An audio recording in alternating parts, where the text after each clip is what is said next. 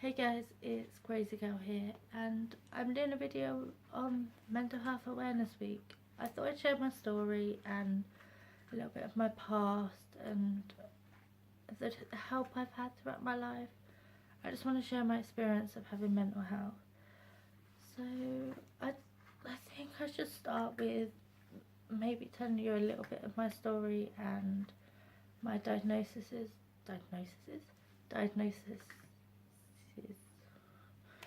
Anyway, yeah. I was firstly diagnosed with depression. I think most people are. Firstly, through anything else, it's purely, you can tell it's schizophrenia, which is usually psychosis first. There's a lot of different terms in the book.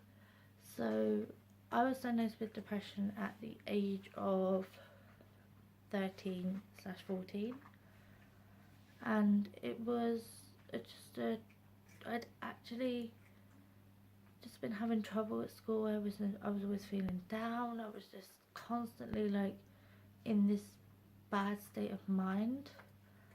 I will also put a trigger warning at the beginning of this video because I will talk a lot about self-harm and stuff. So yeah, I also started self-harming at the age of 13. So it's been about, I'm now 24, so it's been a good 10 years, and I wish I'd never started, so that's another story I'll carry on later on. But, I got first diagnosed with depression, and then when I was 15, 16, they thought, sorry if you can hear crunching in the background, my cat has decided it's time to eat. Sorry for the interruption if you hear him. Isn't it, Ollie?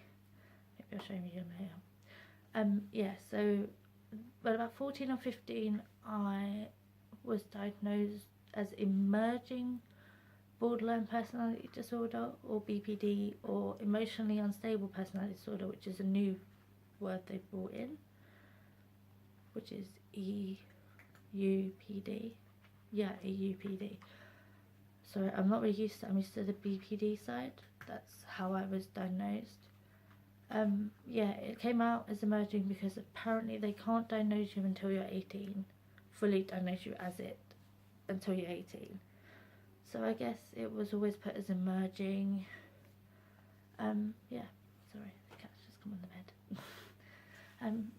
So I also have, down the line, have been seeing psychiatrists, psychologists, consultants, doctors. I have DSH, which is deliberate self-harm. What else do I have? I have dissociation disorder, complex PTSD through trauma in my past, and I have slight OCD traits, but that goes in with the borderline side of things. So that's my diagnosis. I know it's probably quite a lot for you to take in. Maybe I should try and explain. I'm going to do videos after this, but I just want it to be a whole. But I think I might do videos after this of each like diagnosis and how it affects me. But overall, I'm going to talk about it today because I think it's important to get this video out to spread the awareness on Mental Health Awareness Week. I think this is the best week to film this video.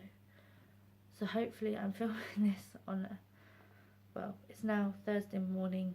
It's now 1:45 on a Thursday morning. But yeah, I love filming at night. It's quiet. I have a cat chilling next to me. Perfect night. So yeah. So that was my diagnosis, and I think, shall I start with my overall story? I came to be in with the services, like there's CAMS, which is the Child and Adolescent Mental Health Services. They're the main part in the UK anyway. This is all UK based. I'm sorry, this is where I live and this is how it's dealt with. When I'd been in hospital a couple of times, I'd like, the first overdose I took, nobody really got it. I mean, to tell you the truth, I took herbal tablets. I didn't know they were herbal, and I thought they were actually going to hurt me, but in the end I was just sick and everything went, no one really knew. I felt like pretty stupid, but it's not stupid, it's still an overdose. So if any of you think, oh, I've taken a herbal tablet, It's not. It's just as important. It's your frame of mind that you think, oh, I need to take that many amount of tablets because I want to die or I want to hurt myself. But my second overdose was paracetamol. I probably shouldn't say this, but I'll say it anyway. It's paracetamol, and I won't tell you how many I took, but I took quite a lot. And I ended up in hospital after I went to school the next day, and this was when I was 14. And I went to school, and my deputy head of year, they already knew, I think. They already knew I suffered from mental health problems. They knew I had depression because obviously I got diagnosed at 13. And my deputy head teacher saw me, and I didn't probably look too good because I'd taken them the night before, and I woke up and thought, oh my god, I'm still alive. Why am I still alive? But I didn't really understand how it worked. I just thought, oh, you took the tablets and you died in your sleep. That's not the way it works. Believe me, it's not the way it works. So I told my deputy head teacher that, obviously he was like, you look really pale, you look really ill.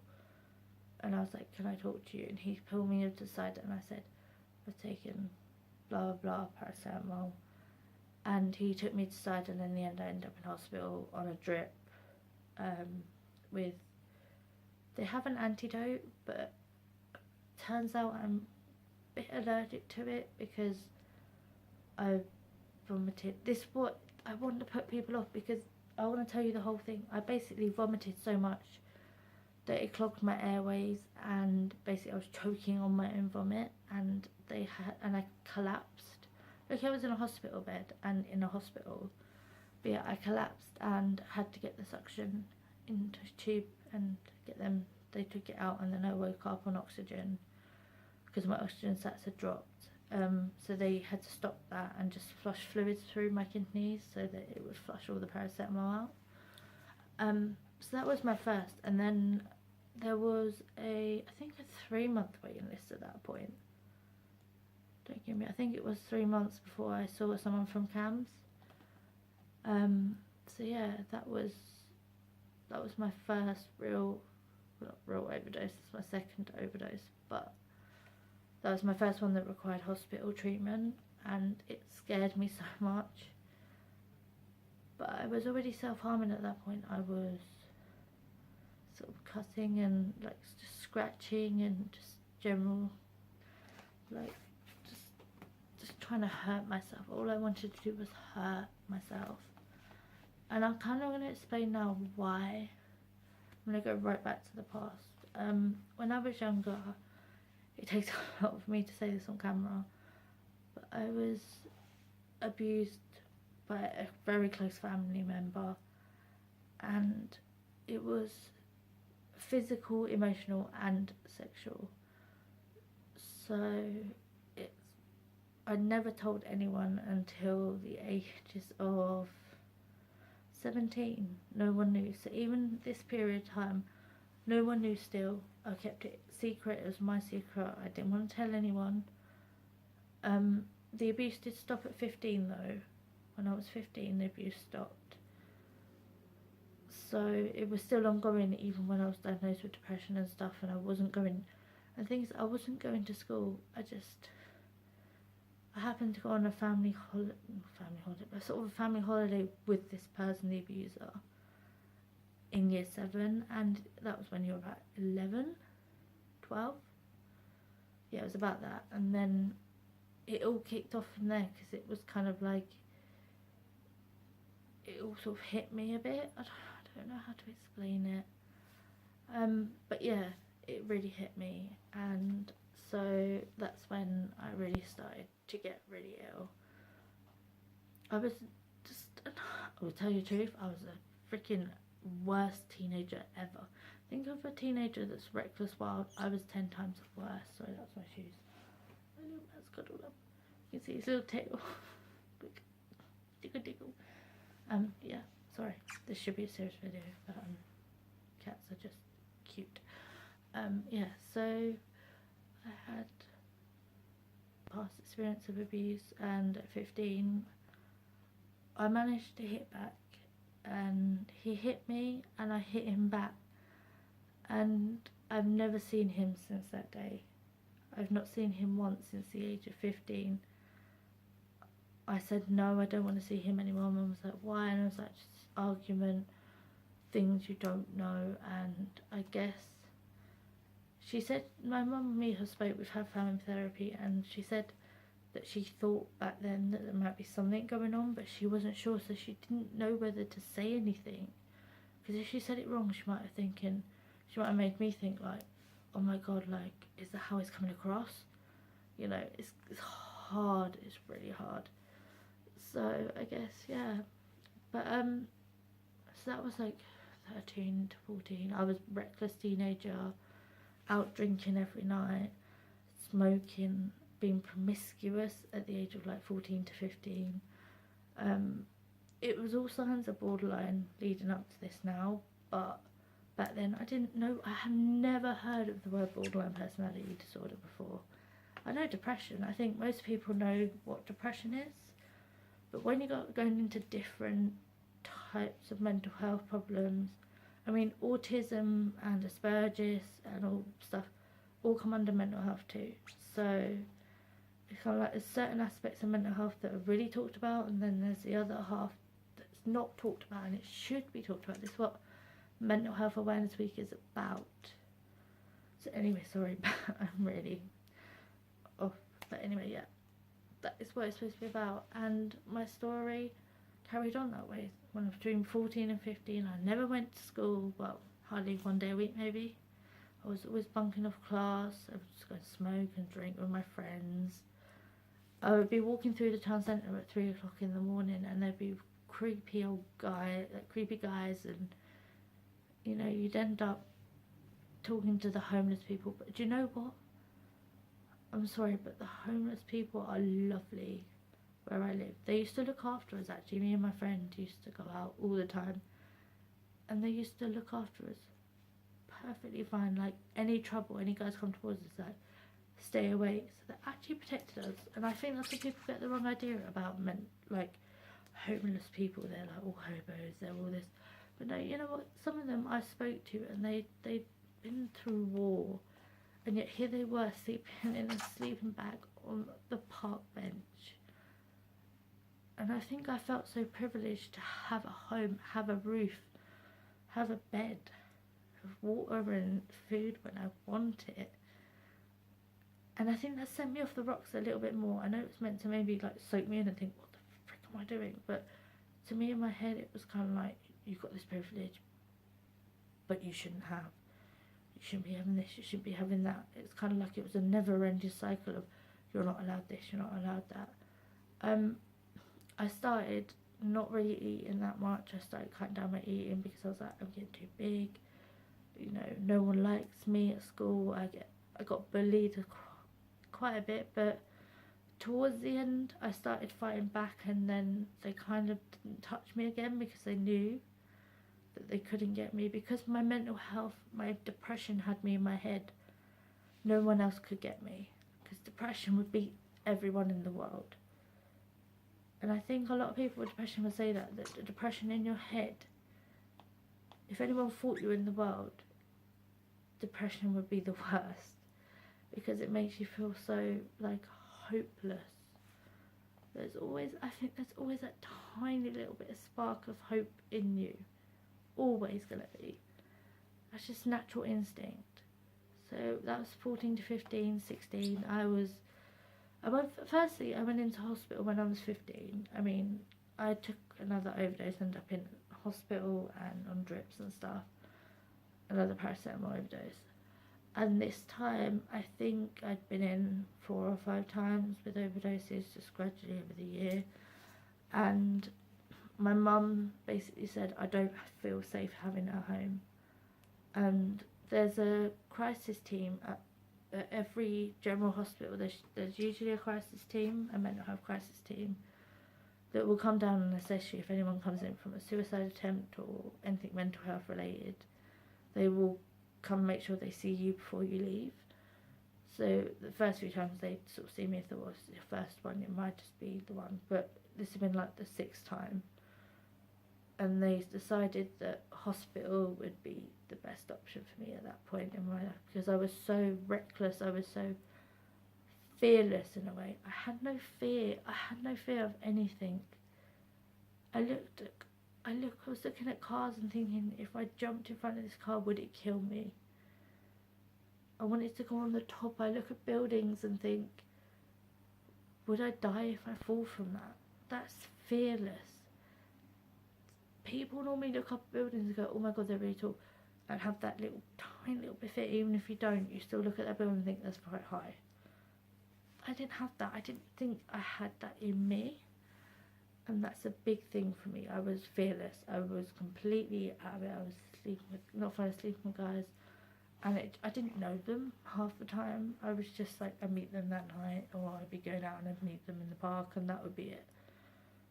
And it was because I felt like I needed someone. I needed someone there that might just take the pain away for a little while, and it did. So I understand why a lot of people do that. But yeah. So at 15, I got admitted into hospital the first time. I went to Bethlem Royal, which is in South London. I think South East, or whatever. It's South London Wolseley Trust. It's Bethlem. It's in West Wickham. And I was put on the adolescent ward, Bethlem BAU, Bethlem Adolescent Unit. And I spent about 4 months there, and I gradually got put on medication, antidepressants and stuff. And generally it was a hard journey, but I was put on antidepressants, just that we had like school activities, got to go to school and everything. And then I went out, but at that age I kind of like was still going in and out. I would be in and out of hospital all the time, like even if I was in for a week and then I'd be back out, and then the next week I'd be back again. And it was constant revolving door. We call it revolving door syndrome within, I think, the mental health community. You call it the revolving door system, where you don't get the help you need. You get put in hospital, you just get a change of meds, and then you go out, and then the next month you'd be back in. And while I'm in that 4 months, I think there was 2 people that had left and come back, and left and come back, and it was horrible to see them come back and then be in that mental state again they began with. It was like they went back to step 1, and this is what it would be like. There was no psychology sessions I had, nothing. It was literally medication. Staff were there, you didn't really talk, just had school activities. Like, they kept you busy with activities like exercise and stuff, because the exercise is good for your brain, and would be schoolwork if you're doing GCSEs. Yeah, so I guess that was part of my adolescence in it. I finally sort of got out, and at 16 I was offered treatment called DBT, dialectical behavioural therapy, which specifically designed for people with borderline or emerging borderline, as they had put it, but for emerging borderline personality disorders. It was in Wolseley, and it was for acute patients, so under 18s. Yeah, so this is kind of like, I was the first one to be signed up for it. So basically it was 1 individual session a week, and then 1 group therapy a week. And I was the first person to do it, and I was the first person. So I had group therapy on my own for about 2-3 weeks before they got other people in. It was actually quite funny. Yeah, so this is kind of just me being me. So yeah, so I was put on DBT course, and it was actually fun when I met the people, and I'm still in contact with a few of them still today. And we'd had different things like anger, how to deal with your emotions and stuff like that. Dialectical therapy is it's just basically for borderline people, and it's a very good treatment. I mean, I've done it 4 times in my life now, and I suggest if you've been diagnosed with emerging or even borderline personality disorder, if it gets offered to you, I think definitely take it, because it's been the most helpful one out of all the psychology sessions I've had. DBT course was the one that helps ground me a lot. But so yeah, the rest of my story is so I basically had that until I was in college as well. I finished school, I had done my GCSEs in hospital, most of them, and I'd actually got a grade C and above on basically the 5 basics, and I think I had like one more IT one. But yeah, so I had that, and it was really fun. I loved the school there because it was so intimate. You had one-to-one teaching, so I think that's why I got a C grade. At the school, I could not fall. So so that was really good, and I think at the time I was kind of just like, just make yourself look well. Tell them you're not feeling depressed anymore, because that was always the way. I was like, no, I'm feeling fine now. I think I've got over my episode. I'm ready to leave hospital, because I was always ready to leave hospital. But in reality, I wasn't ready. But I made them, I hate the word manipulate, but it was kind of like that. And I know they say this is a bad rep for borderline people. They say that we're very manipulative, and it's kind of like, that's not true at all. We're only manipulative because of our past experiences. We don't want people to know sometimes our secrets, or, you know, sometimes it was the attention and stuff like that. So yeah, that's that part. Yeah, so this was kind of like my sort of thing up to the age of 17, where this part of my journey begins. At the age of 17, I was trying to do college. I took on that college, and it was all a bit muddled up, but I really got really ill, and I didn't know this, but it was like for 5 days in a row I tried to commit suicide. 5 days in a row, and police were having to be called to my house every day, ambulances, and in the end the police had to pick me up off the car park roof, which I'd done a couple of times. I was sitting there with my legs dangling over the edge on the other side, so literally I was ready to jump, and this wonderful police guy, I won't name him on here, but he was the one that brought me back over to the side with what he said. He understood. And this is the thing with police, they're just so brutal sometimes. They don't get mental health, how the calm and slow approach is sometimes the best way to go. Because if you tell someone, come and grab them, blah blah blah, it makes you feel like you just want to do it more, because you're trying to rebel against them. You don't want them to stop you committing suicide. So I guess that's how it is. Yeah, sorry about that. My camera keeps cutting out for some reason. Really annoying. Yes, so from 17, this police officer went, no, we're going to get you some help. He took me off the car park roof, and he put me in his police car, and we're waiting for an ambulance. There was no, they took me to a police cell this time, and Chris, oh, I said his name, okay, his name was Chris. He said, I'm staying with you until I know the mental health people are coming and are going to get you somewhere to fully help you.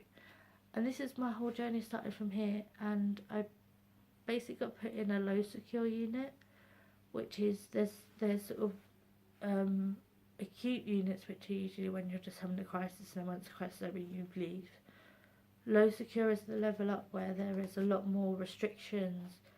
You can't have your belongings, you can't have anything in your room, you stay in one room all day, you sort of like, or you go to school as well, because it's sort of 17 to 18, they kind of, well, it was up to 18, there were people younger that were in school, and we didn't have to go along if you were 17, you know, 16, 17, if you'd done your GCSEs, you didn't have to go to school, but sometimes it was nice just to go and just have fun. We just did art or something, because all the other kids would be studying, but we would be just doing our own thing, right? You could write in whatever you like. It was really good, actually. It was Alpha Hospital in Waking, and it was really good. I spent I went in, I think I only spent about 2 months in there, and then I turned 18. And when you turn 18, they mean business, because I literally had 2 days notice. 2 days after my birthday, someone from an acute unit came to see me and said, right, you're moving in 2 days, say your goodbyes and you'll be here. And literally within 2 days I was moved on to an adult acute unit, and this is the scariest part. But yeah, skipping over that, that was the whole acute unit, and I've been moved a couple of times. I think one to be mentioned is the CIU, which doesn't exist anymore, and I think this is crucial, that it's called the Crisis Recovery Unit, and it was basically for borderline patients only. We had our own like half being there was male and female, but we did DBT again, but we did it twice. It was a 6-month program. Specifically, you stayed there for 6 months and you went through the program. Then came here, which is, I won't say where it is because obviously, you know, confidentiality purposes. It is a community, it used to be a community rehab hospital, but they're taking the rehab bit out now, so it's a community hospital, which is basically like a step down from acute. Like, it's for people who don't have a necessary place to stay of their own, so they come here and they learn life skills. Like, I've been in hospital since I was 17. I've never been discharged since I was 17. So like up till this point, and then to here, it's kind of like I hadn't like I've had boyfriends and stuff, but I hadn't had my own rent.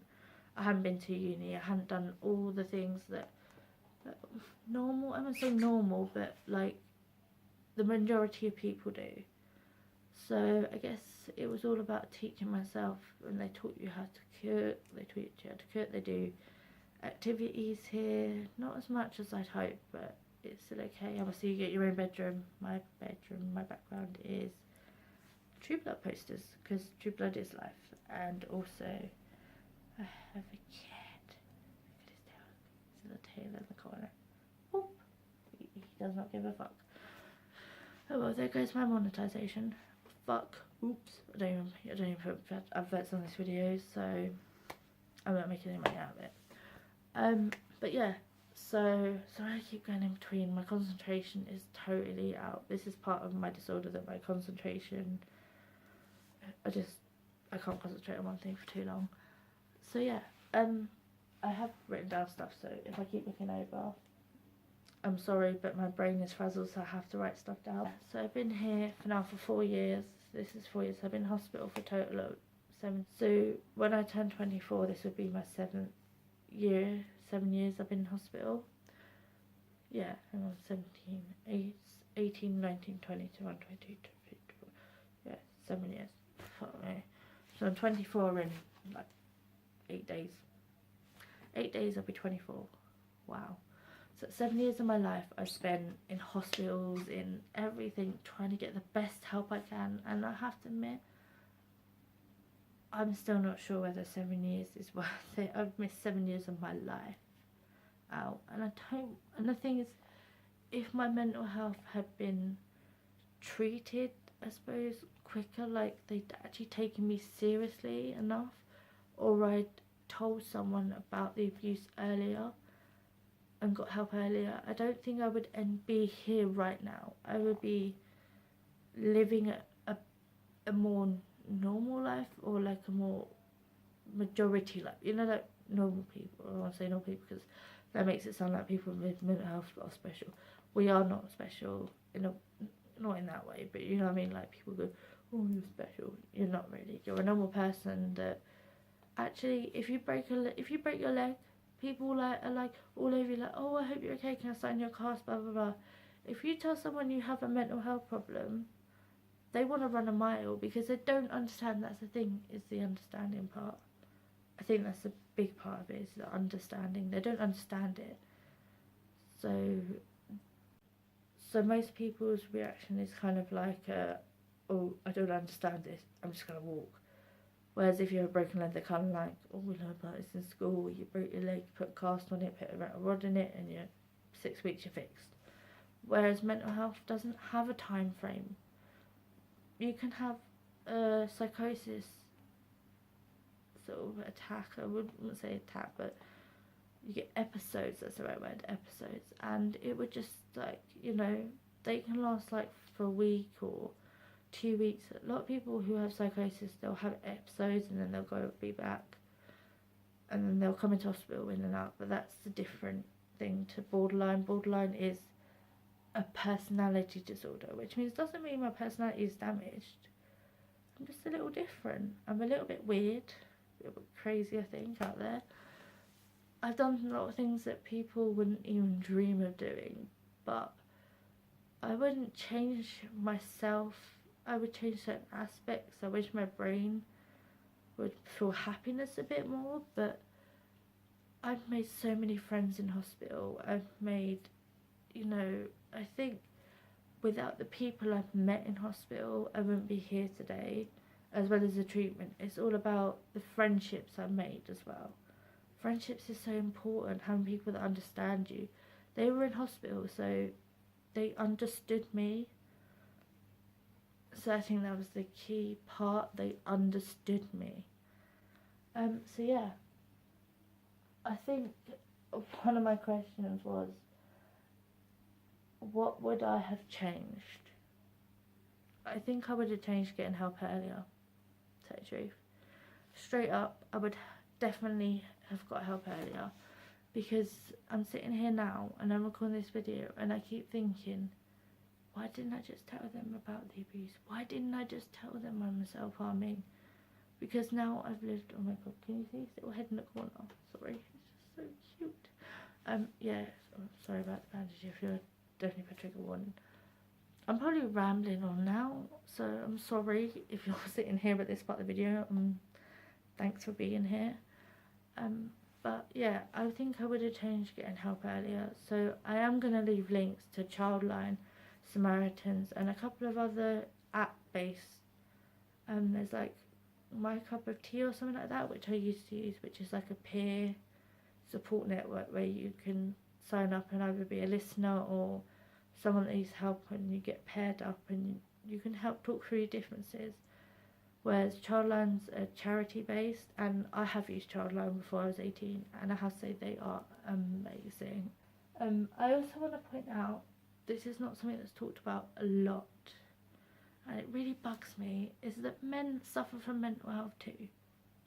Sorry, I'm really stunned. I was like, men suffer from mental health too, but they do. And I want to tell all the men that are watching out there on my videos, because the largest percent of the people who watch my videos are men, so I want to talk about this. Is that it's okay to be not okay in a way.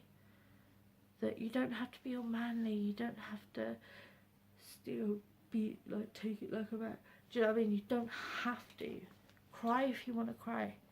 Get help if you need it, because more men commit suicide than women, because women tend to be able to reach out for that help more. It's more, I think, socially acceptable for women to reach out for help for mental health, whereas men, they have to suck it up, be a man. You can't cry, you can't do anything.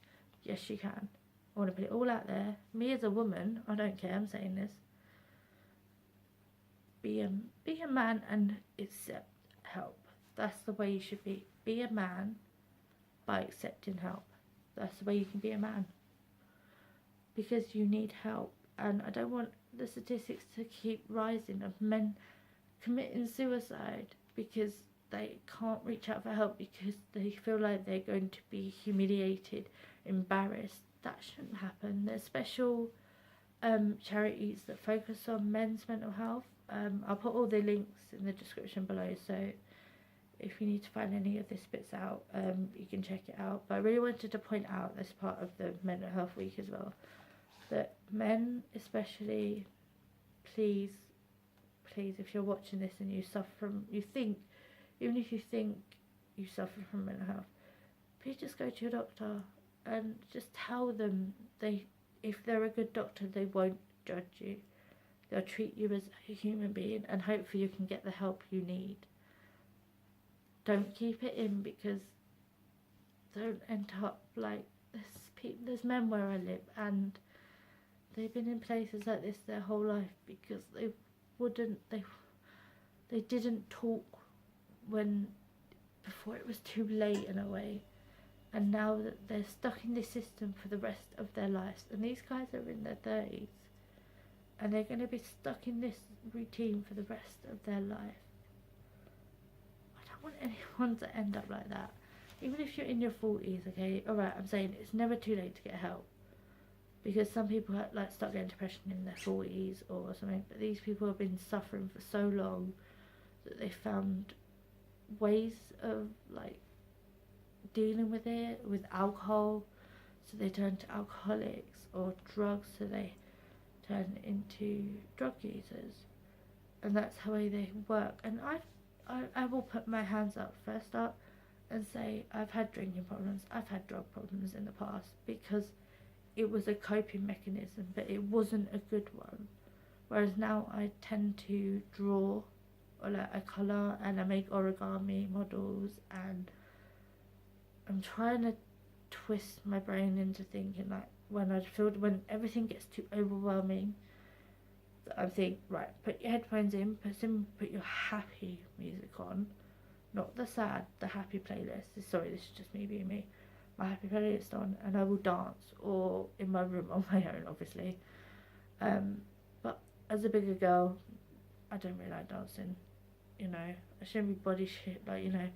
But I'm scared people will body shame me, and it's a big thing in society as well these days. Eating disorders, it's another part of mental health. I've had an eating disorder. I was a bulimic, and it's like I went down into the anorexic side, but then I was put on meds, and I went up into the oversize, and I've never come back down because of certain meds I'm on. So this is kind of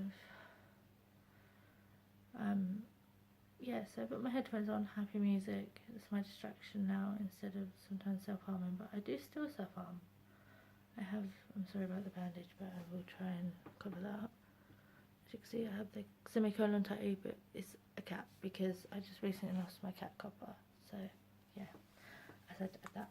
And also, sorry if the camera angles changed, like I'm in a different place because, as I said before, my memory was going, and so now it's all perfectly fine. So yeah, so I've talked about men's mental health. My basic story, I think, my diagnosis. I think the biggest thing, sorry, I'm going to take a break out here and say, I think the biggest thing I wanted to get across in this video is the fact that there is help out there that can help you so much, and it will stop you getting to a point. Look at me, I have literally done my GCSEs, but I have no college qualifications. I really want to go to uni, but I don't think I'll be able to handle it. And the anxiety of it, I also have anxiety, by the way, if anyone wanted to know. Yeah, I have a lot of different things, and I have a very snory cat behind me, so sorry if you can hear snoring again. Cat watch it, but I'll show you in a minute. But yeah, so I just wanted to make a video really for Mental Health Week, because I want people to watch this video and think, I really do need to get help now. And there's so many places you can get help now. Like when I was, I mean, we're talking over 10 years ago now, because I'm 24 this year, and it was 11 years ago. And the services have completely changed now, and there's so much more help. And the stigma is getting slightly broken, more and more broken. I think I want to say a big thank you to the online community of the bigger YouTubers like Zoella, and just anyone really that have spoken about their mental health. Laura, she's a massive one, and Melissa C. Waters, love her. She's at I Drink the Seawater, I think. Don't quote me on that. I'll put a link and everything in the description of the ones I watch.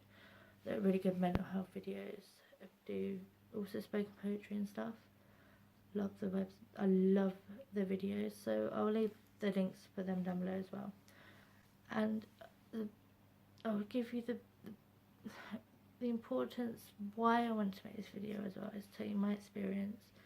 It's Mental Health Awareness Week. I think it's the perfect opportunity, and I really want to look back on this in a year's time, and if you want to share your experiences in the comments, I'll always be replying.